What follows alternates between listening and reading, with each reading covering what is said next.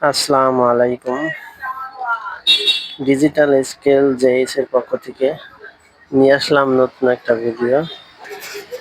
RFL এর 100 KG machine. এটা মেশিনে অনেক সময় ওজনে কম যায়, বেশি যায়, অনেক সময় কয়েন উঠে থাকে। সেক্ষেত্রে সার্কিটটা পরিবর্তন করলাম। পরিবর্তন করার পরে ওজনে সমস্যা হয়। 10 কেজিতে অনেক সময় 8 কেজি হবে, 9 কেজি হবে। তাহলে সেই ক্ষেত্রে কি করবেন? অবশ্যই ক্যালিব্রেশন দিতে হবে। ক্যালিব্রেশন কিভাবে দেবেন সেইভাবে আমি ভিডিওতে দেখাবো।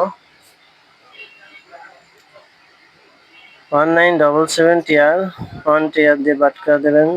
যে কয় কেজি বাটকা ঠিক সেই কয় কেজি লিখা উঠাবেন। তারপরে টিয়ার দেবেন। 1000 কেজি লিখা উঠাবেন। তারপরে টিয়ার দেবেন। এভাবে ওজনটা ঠিক করতে হয়। ভিডিওটা ভালো লাগলে অবশ্যই সাবস্ক্রাইব করবেন, একটু লাইক কমেন্ট করবেন। আর নিয়মিত আমরা ভিডিও ছাড়ি। আরএফএল এর মেশিনগুলো খুবই ভালো। এই সার্কিটটা অ্যাভেলেবেল পাওয়া যায় না, কিন্তু আমাদের এখানে আসলে আপনারা আরএফএল এর যে কোনো সার্কিট পাবেন। আল্লাহ হাফেজ।